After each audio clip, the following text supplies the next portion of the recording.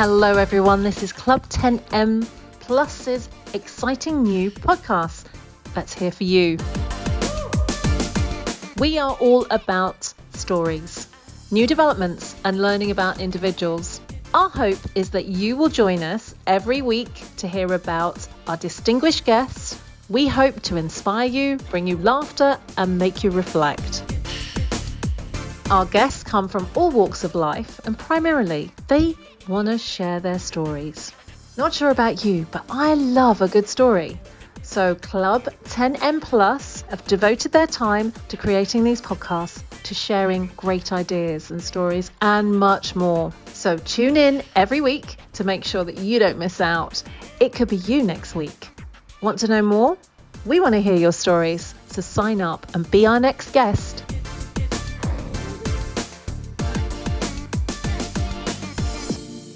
Hi, Aimee. I am delighted to have you on here. And more importantly, this is my corporate guru has now become an entrepreneur. And I say it so lightly because I think you left a lot of stuff behind that, yeah, some of us like the corporate world, but the rest of us thrive in the entrepreneur world. So I'm going to hand over to you, Aimee, and you can tell your story and you can tell me exactly how and what you're up to now and give me a real takeaway. So over to you and welcome. Oh, thanks, CHRISTA. It's lovely to be here. So yes, my journey is definitely an interesting one with my career path. I always wanted to get into film and television, but that was very difficult to do because I didn't have those contacts. So I ended up going the brand route first and getting into a big PR agency, global PR agency, Porto Novelli, working with brands like Carlsberg, British Airways, Procter & Gamble. So the big blue chip companies, basically. But that wasn't my interest. I was just so passionate about film. And I finally managed to transition into film when my client Hewlett Packard was partnering the British Film Institute. So that then got my much needed connections in film. And they then introduced me to the heads of DDA PR, which was and is one of the preeminent film and television publicity firms in the world. So I ended up getting a job there, a job that I should never really have got.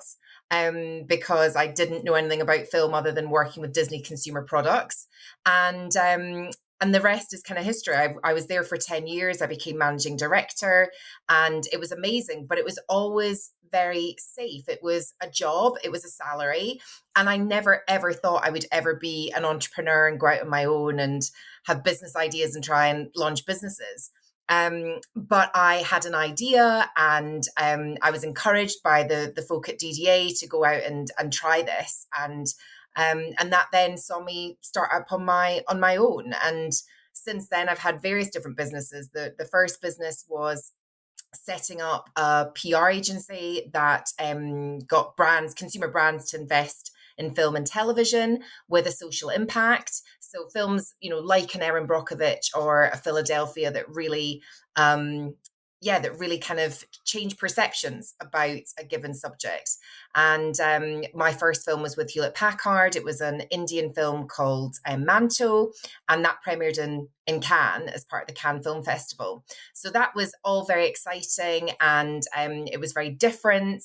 And but then COVID came along and hit, which stopped everything in its tracks. And I had to really kind of think about what I was going to do next. Because what we were doing were big ideas for brands. And at that point in time, brands were not looking for big ideas. They were just looking for bread and butter and just sort of treading water while the world figured out where they were going next.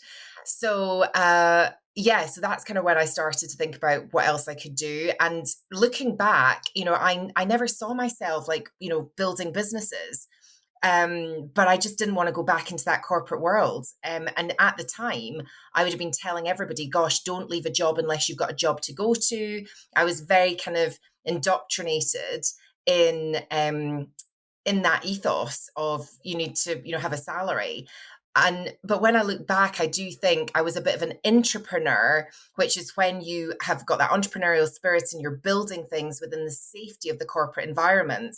Because I did set up teams within DDA that didn't exist before. So we had the first brand team where we were working with brand clients coming in to sponsor, whether it was the Cannes Film Festival or whether it was partnering films in a really unique way.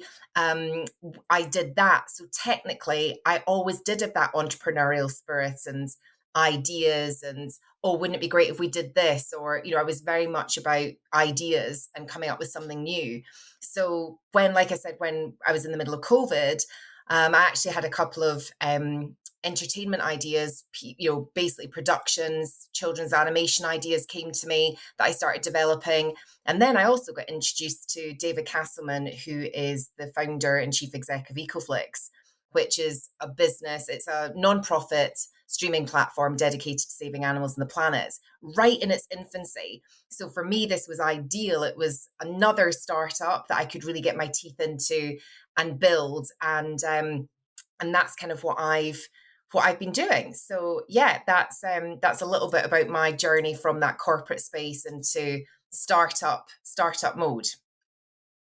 So what I'm going to say, Aimee, in all that time that you were dealing with all this and like changing, and obviously with COVID and what you thought you were going to do with the added pressure of losing a job, so you transferred, and I call it a transitional transfer from having a day job to actually having to come up with more ideas to sustain a lifestyle that you're going to take on. And so with having met David now and what you're actually trying to achieve with Ecoflicts, you're on a different journey again, aren't you? Yeah.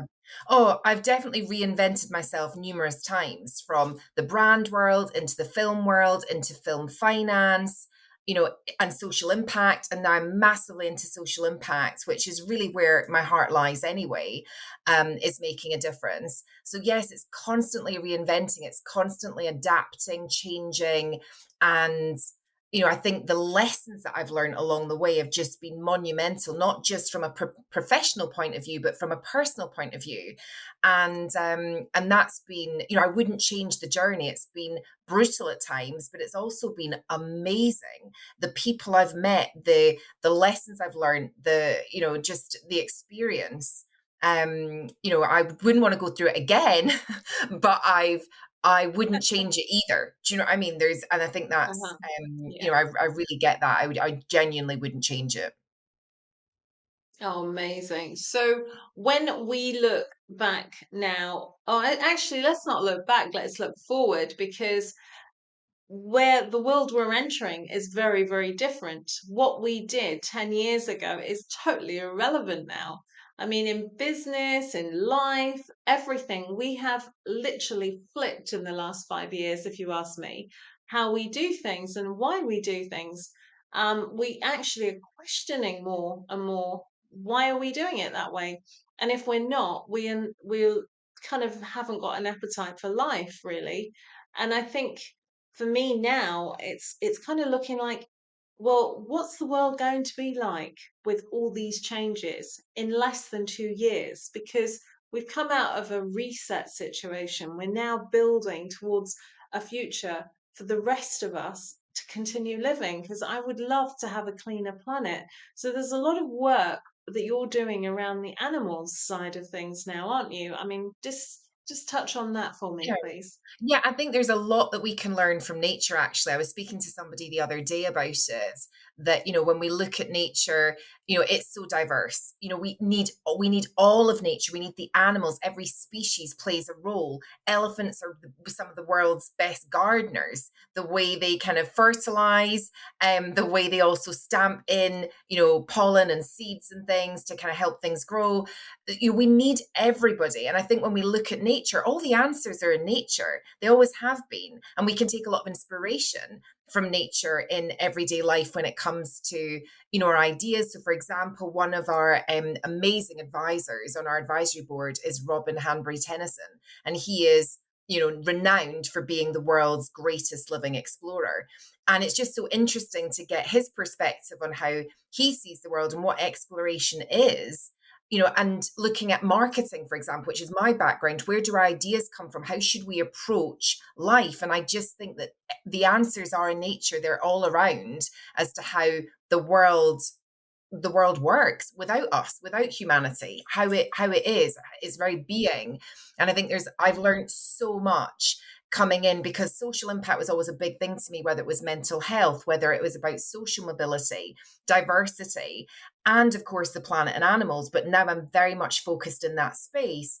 And the people that I'm meeting and learning from, I mean, it's just, it's phenomenal. There's so much that we don't know in the mainstream. And when you start to dig a little deeper and you hear, lessons and, what's not working and what is working, it really does make you stop and think, oh my goodness, I can't believe I was doing that, or I had no idea that was taking place.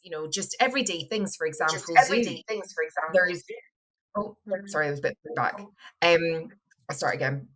So yeah, with zoos, for example, they are, we all go to them, or I certainly did, with, kind of god kids and young kids that we were sort of looking to entertain for the day. And actually, there's very different types of zoos. And certainly large mammals should definitely not be in zoos. It's not fair. It's not conservation. And I think these big mammals are used to pull in the public for much needed funds. And, when you start to learn about how how it works and learn more about the animals and their needs, you start to realize that actually we've got it very wrong in some cases. So true. I mean, we don't have time to go on that and that aspect of it. And it's not, that I don't want to discuss it, but I just know that we haven't got time. We've run out of time as well. I can't believe how quickly time goes when we're doing these. So, Aimee, I would love a takeaway from you. So let me hear from you what you'd like to tell the viewers today. Well, I think my biggest lessons from this journey is about the power of failure. Because again, I was speaking to somebody recently who was a young person who was scared to fail, and the pressure that's on us to succeed. And it's like, well, what does success mean actually? And from my perspective, if you're not failing, you're not learning and you're not growing. You don't learn from the successes, you learn from the failures, and particularly when you're building business. It's about the thing that's bad is if you get knocked down and you stay down. That's not good. But learning and getting something wrong means you've tried something so you can adapt it and get it right. And it's all these different changes and looking at what's not quite right. Well, why is it not quite right? What do you need to do differently? And I think that, failure is a huge part of success. And it's got to be seen that way. And I think all too often it's not, and it's seen as a bad thing, when in actual fact, it's something that should be celebrated. You learn, you move on, and that's success. Yeah. Thank you so much for that. I really appreciate it. And thank you for your time.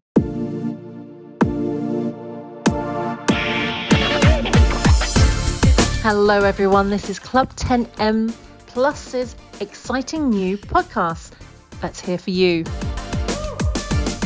We are all about stories, new developments, and learning about individuals.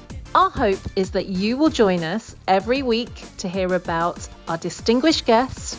We hope to inspire you, bring you laughter, and make you reflect. Our guests come from all walks of life, and primarily, they want to share their stories. Not sure about you, but I love a good story. So Club 10M Plus have devoted their time to creating these podcasts, to sharing great ideas and stories, and much more. So tune in every week to make sure that you don't miss out. It could be you next week. Want to know more? We want to hear your stories, so sign up and be our next guest.